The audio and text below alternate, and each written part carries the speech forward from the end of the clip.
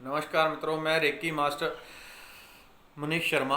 आज हम बात करेंगे मूलाधार चक्र, जो जीवन का मूल आधार है। जैसा इसका नाम है वैसा ही इसका काम भी है। तो इस चक्र के कारण क्या क्या समस्याएं होती हैं जब यह चक्र किसी तरह से ब्लॉक हो जाता है, इसमें नकारात्मकता आ जाती है, इसकी कोई पंखुड़ी पूरी तरह नहीं खिल पाती, पूरी तरह यह जागृत नहीं होता, तो हमें शरीर में, मन में, जीवन में किस किस प्रकार की समस्याएं आती हैं और इसकी जागरण से किस किस प्रकार की शक्तियां, सिद्धियां प्राप्त होती हैं, इसके ऊपर बात करेंगे। लेकिन एक छोटी सी बात कहना चाहूँगा कि हमारा मनुष्य का जीवन, आपने देखा होगा कितने सिकंदर यहाँ आए और गए, जिन्होंने केवल इस धरती को जीतने के लिए ही, सुख सुविधा, धन संपत्ति, संसार को जीतने के लिए ही पूरा जीवन व्यतीत कर दिया और अंत में खाली हाथ गए। मेरे कहने का अर्थ है कि आप संसार में कुछ भी करें, सब कुछ आपको करना है। कर्म है, घर है, परिवार है, संसार है, जैसा कर्म परमात्मा ने दिया है वो हमें करना है। लेकिन हमारा केंद्र पूरा आत्मा को जानना, परमात्मा को जानना होना चाहिए। यदि कोई मनुष्य पूरे संसार का राज्य त्याग कर भी आत्मा को प्राप्त करता है तो वो अनंत गुना सस्ता है। और हमारा पूरा ध्यान, पूरा जीवन का लक्ष्य केवल आत्मा परमात्मा को जानना ही होता है। अगर हम पूरा जीवन इस तरह से इस मिट्टी को छानते हुए ही, चाहे वो धन हो चाहे संपत्ति हो, उसी में लिप्त रहते हैं, तो हमारा जीवन बिल्कुल उस नाली के कीड़े के समान है जो नाली में रेंग रहा है। उसमें और हम में कोई फर्क नहीं है। वो भी उसी तरह अपने विषय विकार में लिप्त है, हम भी उसी तरह, बिल्कुल उसी के बराबर हमारा जीवन है। इस संसार में रहें, लेकिन उस प्रकार रहना चाहिए जिस प्रकार कमल कीचड़ में रहता है। कमल कीचड़ में पैदा होता है, कीचड़ में ही रहता है।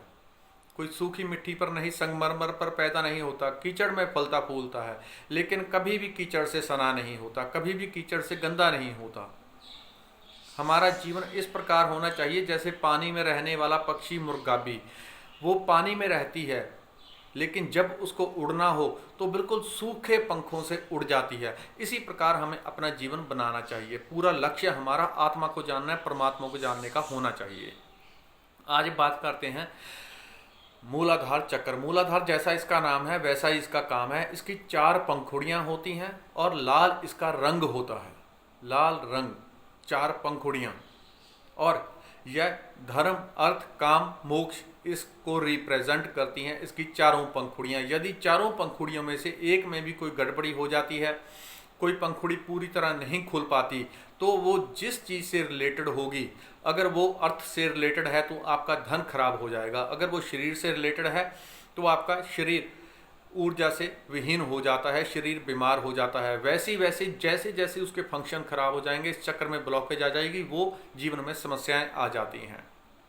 अब देखिए, इसके अगर इस चक्कर के ऊपर कोई गड़बड़ी आती है तो या तो यह अधिक ऊर्जा, बहुत अधिक ऊर्जा के साथ फैल जाता है, या संकुचित हो जाता है, या बैलेंस में नहीं रहता, तो यह समस्याएं आती हैं।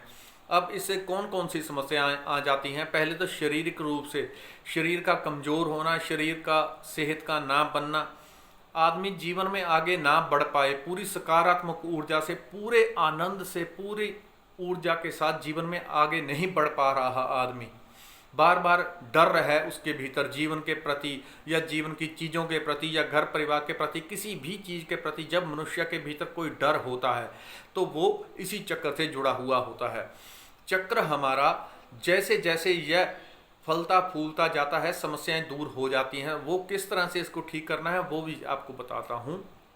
बाकी इससे दूसरे जीवन को आप देखें, अगर जीवन में किसी भी प्रकार का अभाव है, चाहे धन का हो, संपत्ति का हो, शरीर का, या मानसिक बीमारियां हो, या आध्यात्मिक प्रगति ना मिलना हो, या शक्तियों का ना मिलना हो, किसी भी प्रकार की, क्योंकि यह जीवन का मुख्य केंद्र है, मुख्य मूलाधार, यानी कि जीवन का मूल केंद्र। जीवन की हर चीज इसी से जुड़ी होती है, वह चाहे कुछ भी हो।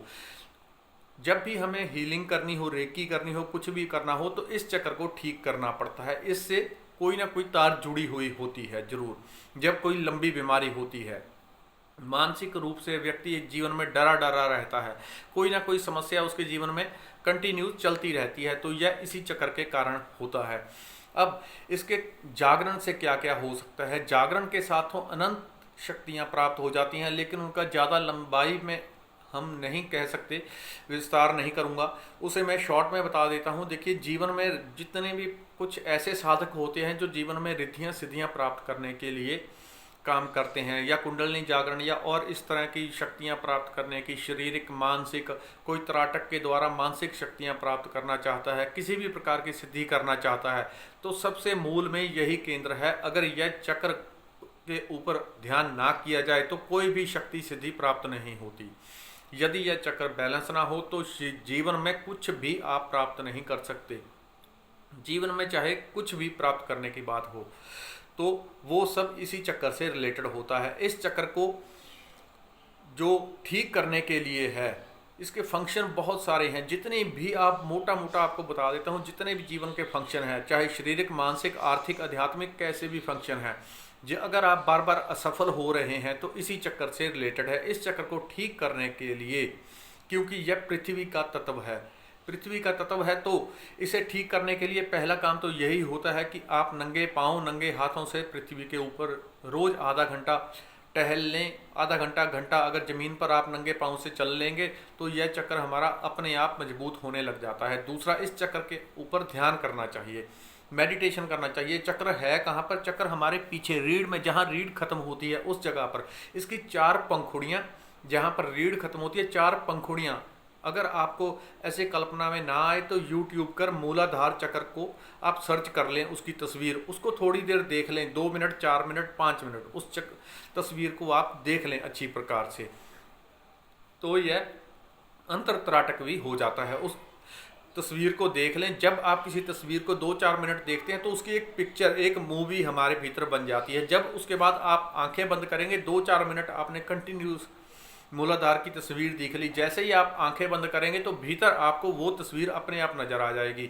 उसी तस्वीर की कल्पना मूलाधार चक्र पर करनी चाहिए। जैसी आप, क्योंकि आप एक तस्वीर की वहाँ पे कल्पना कर रहे हैं जिसकी चारों पंखुड़ियाँ खिली हुई हैं, मतलब आप वहाँ हीलिंग का, रेकी का वहाँ पे लगातार आप दे रहे हैं थॉट, वहाँ पे थॉट दे रहे हैं कि मेरा चक्र इसी तरह से खिला रहे, इसी तरह से फूला रहे, तो ये एक हीलिंग हो जाती है। जैसे जैसे हम ध्यान करते हैं, मेडिटेशन करते हैं, तो वो चक्र अपने आप खिलने लग जाता है। मात्र ध्यान करने से भी, क्योंकि ध्यान के द्वारा ही सारे चक्र जागृत होते हैं।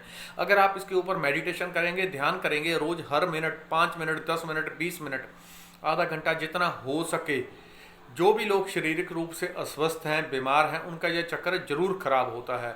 तो यहाँ पे आप लेटे लेटे भी अगर ध्यान कर लेंगे कि उस चक्र में बहुत वाइब्रेशन हो रही है, लाल रंग का चक्र है, उसकी चारों लाल पंखुड़ियाँ खिल रही हुई हैं, पूरी तरह खिली हुई हैं, इस चीज़ का आप मेडिटेशन करेंगे तो आपका थोड़े ही दिनों में आप पाएंगे आपके मूलाधार चक्र में वाइब्रेशन होनी शुरू हो गई, वहाँ पे एक खिंचाव पैदा होने लग गया, वहाँ पे वाइब्रेशन शुरू हो गई, वहाँ से गर्म हवा, ठंडी हवा पैरों से आपकी निकलनी शुरू हो जाएगी।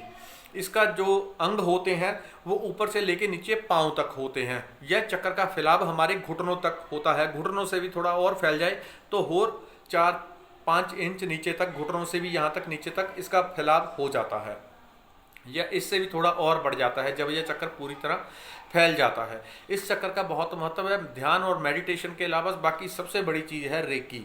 रेकी, ध्यान मेडिटेशन अपनी जगह है, लेकिन सबसे जो पावरफुल है, शक्तिशाली है, वो रेकी है। रेकी शुद्ध शक्ति है, शुद्ध शक्ति का स्वरूप है। जब हम रेकी का आवाहन करते हैं तो हमारे चक्र स्वतः अपने आप जागृत होने लगते हैं, अपने आप बैलेंस होने लगते हैं, अपने आप शुद्ध होने लगते हैं। इसलिए आप बैठ के हर रोज़ इस तरह से दोनों पैरों को अलग अलग रखने, यह नियम पक्का करना कि पैरों को अलग अलग रखेंगे पहली महीना भर की साधना में, कम से कम महीना भर की साधना में, और रेकी का आवाहन करेंगे। मैं रेकी का आवाहन कर रहा हूँ, मैं रेकी का आवाहन कर रहा हूँ। इस तरह से 1 घंटा से भी आप कर लेंगे तो यह चक्र अपने आप आपका बैलेंस नहीं होगा बल्कि महाशक्तिशाली हो जाएगा।